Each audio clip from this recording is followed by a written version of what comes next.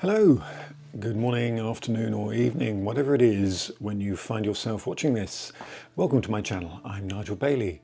I'm a landscape and astro photographer. So what have I got to talk with you about this morning? Well, yesterday, or last night even, I went out to Dorset, the south coast of the UK, to spend some time at a place called Kimmeridge Bay. It's on my bucket list of places at which to photograph the Milky Way. And it didn't all work out. And so this video is really about what happens when it doesn't work out, how we can improve our chances for it actually working, and what we can learn from those occasions to make things better next time. I also take a bit of a look back at some of what I've learned from previous shoots, things that have gone well and things that haven't gone well. So let's dive in there. The first thing I wanted to talk about really was preparation. Now, in the early days of my night photography, I would generally tack it on to the back of some kind of camping trip up on Dartmoor. I'd find myself in a dark sky area and with my camera, and I'd pop my head out a tent in the middle of the night, look up the sky and just think, oh wow, I wish I could photograph that. And I'd have a bit of a go. But to be honest, I really wasn't very successful with that approach. I knew that I needed a different approach, not just in terms of the equipment, but how I approach the whole genre of photography. Astrophotography is challenging, to say the least, especially if, like me, you live in a large built-up area with a lot of light pollution. That means that you've got to take the chances when they come. It means that you're going to have to travel probably. It means you're going to have to plan pretty carefully, and sometimes it means inevitably it's just not going to go right. And in those occasions you need to be able to pick yourself up by your bootstraps and crack on ready for the next one. So what happened on this occasion? Well, I found myself planning, as I usually do, on a program called Weather and Radar. I use a combination of different apps, but I quite like Weather and Radar because it gives a radar map of the skies and it gives you some kind of idea of where the clouds are headed. Now, it does try to do this several days ahead, but I've got to say you need to be really wary of this. So for yesterday's trip, today's really, but started yesterday, I began planning that a few days out, looking at weather apps, trying to work out where I could find a window of clear sky. And I was anxious to do this because it's pretty much a new moon, and that's the time when I can maximize my chances for getting good strong color and definition and contrast in the Milky Way. The problem with that is you can end up wanting to flog a dead horse. Terrible expression, I know. But you can end up really convincing yourself that it's time to go out because, oh, there's a little window of clear sky there.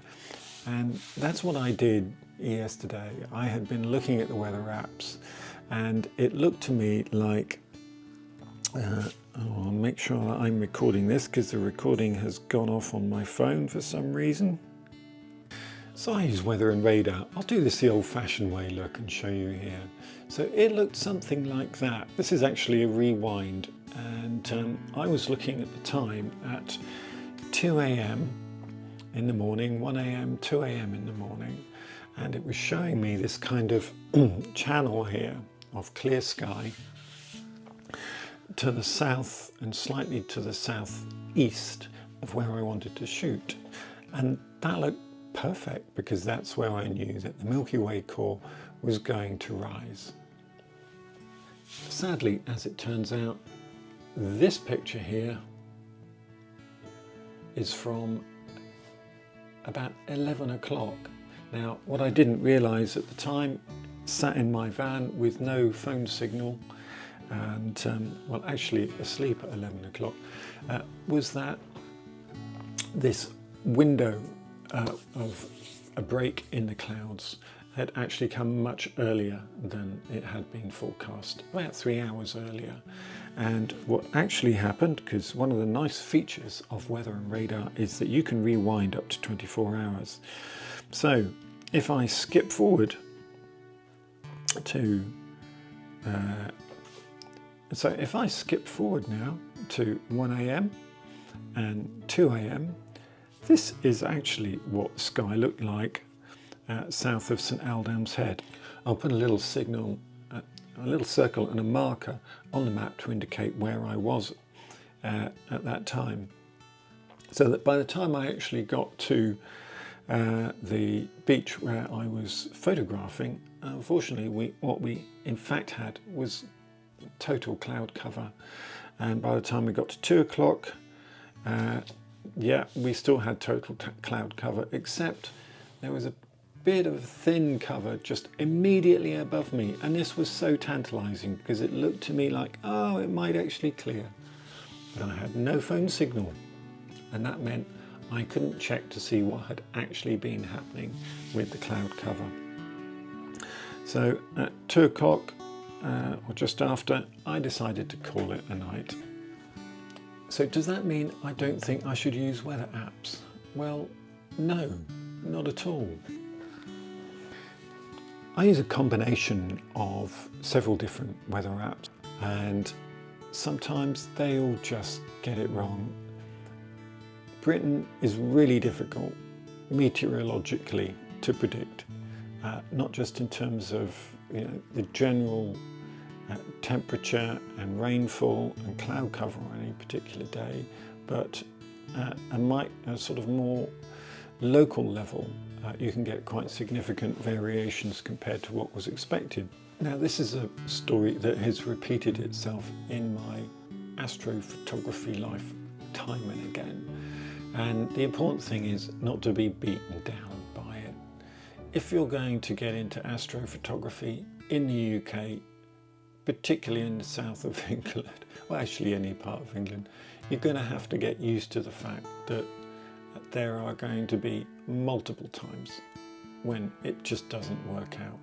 That's the nature of it.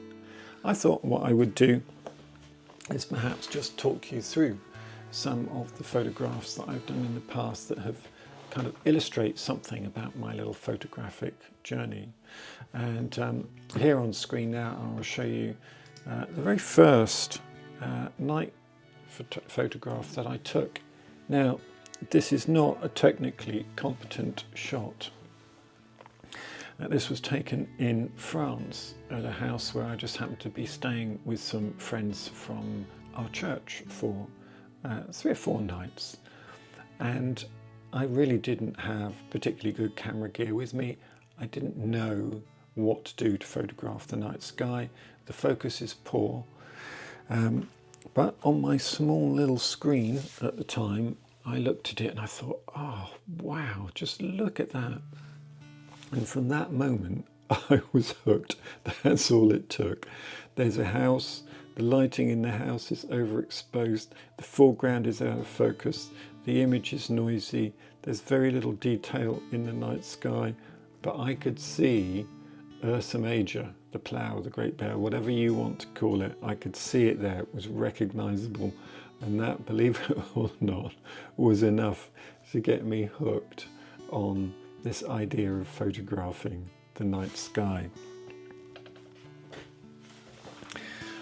I then, I think not very long after that, because that was in 2014, I then, once I'd got myself a decent camera some years later, I found myself in Dorset. I took myself down to Durdle Door for my first proper night shoot, and I was really lucky. I'd done quite a bit of research on it, how I should go about this. I had a Nikon D8 at the time and a pretty decent lens, and I'd planned this in the January to shoot in the May, and I went to Durdle Door thinking I'm going to be the only one there. There were, I reckon, about 16 photographers there that night, either on the cliff top or on the beach, which I just couldn't quite believe.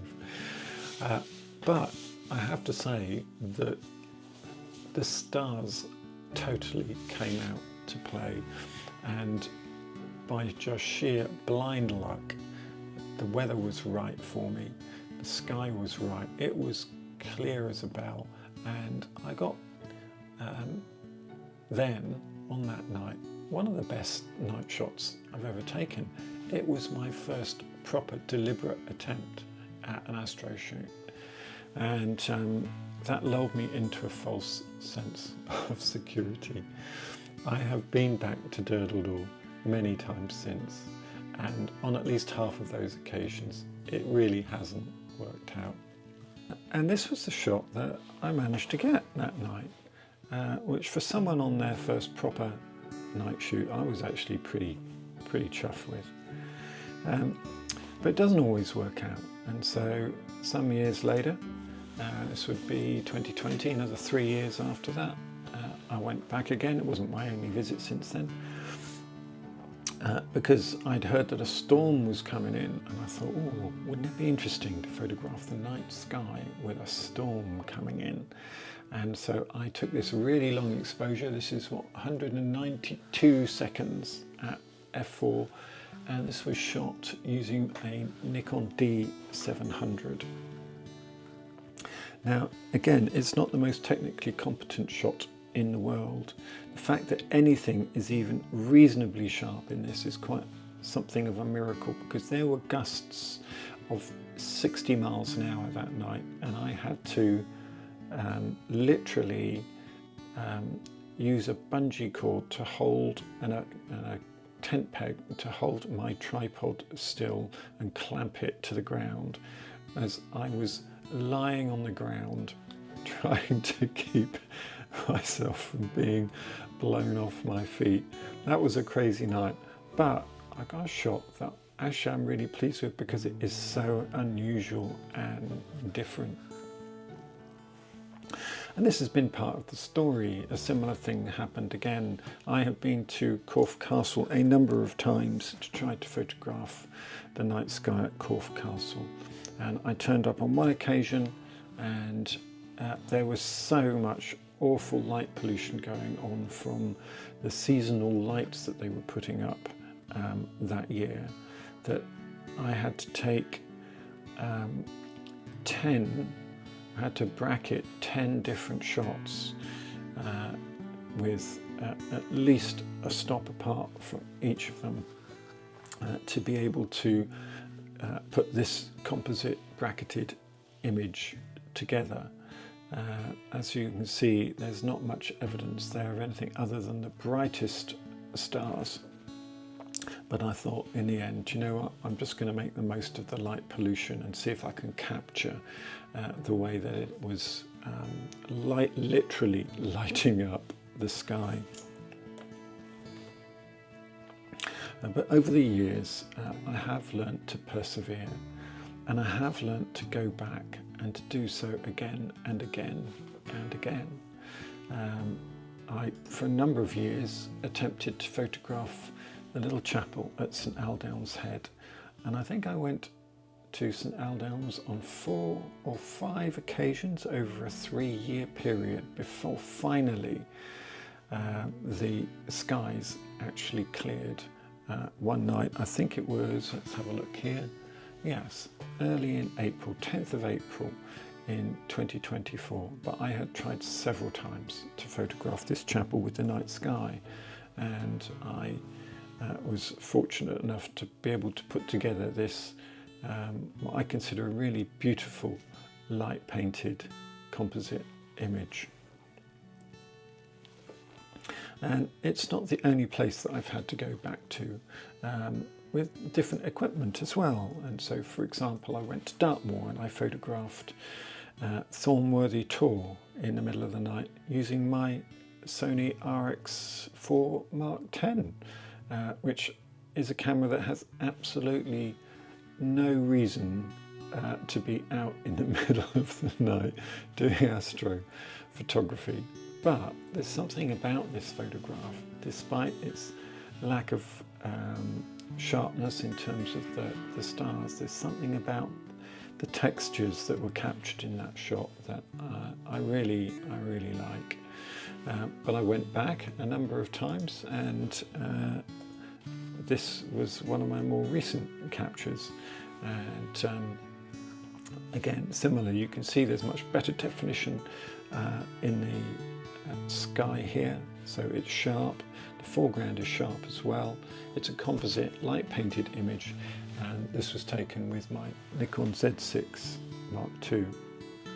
And since then I have been expanding the range of locations that I have been out to photograph, particularly in terms of ancient buildings. I love photographing ancient buildings. So I've been to Knowlton Church in Dorset, and I love this photograph. This was lit with low-level fixed lighting a couple of years back, and there's something about the way that Orion stands above the church in this photograph that I rather like, but I wasn't fully satisfied with it, and I really wanted a photograph with the Milky Way, and so I went back, this was in February of this year, and light painted this scene. I had the area, the church space and the henge all to myself that night, and was able to light paint this composite picture very early in the Milky Way season. What am I saying here? That over the years, if you keep persevering and you go out again and again and again, you will learn not only from your failures but also from your successes, and you'll develop a process by which you can learn what it takes to get a good night sky photograph, and that's what I have been setting about doing. And earlier this year I went to Osmington Mills in Dorset because I had in my mind's eye what I thought, and the time of year that I thought that particular location could look like with the Milky Way, and was able to take this composite image. And honestly, I just love this to bits. I love the sheer number of stars that are visible in the sky. I love the colour in the Milky Way and in the foreground, and that sense of movement in the waterfall here in the foreground as well, and the textures in the rocks. And all of this has taken years and years and years since that very first photograph taken right back in 2013 at that little house in the middle of rural France, or no, Normandy I think we were in. That it's been a journey of so far, 12 years to get to this point, but honestly I would do it all again, the successes and the failures. And I think that's the message of this, and I'll just leave you here with a little slideshow to reward you for getting through this rambling content of a look back at my astro journey, that even when it doesn't go right, persevere, keep getting out there, improve your technique, if you can improve your gear as well, but most of all just get out there with your camera and enjoy the process. Thanks for watching. Bye for now. Galaxy is there, no moon above, just faintest light of stars and stars, so many strong, beyond the count of any man, no moon above, just faintest light of stars and stars and stars.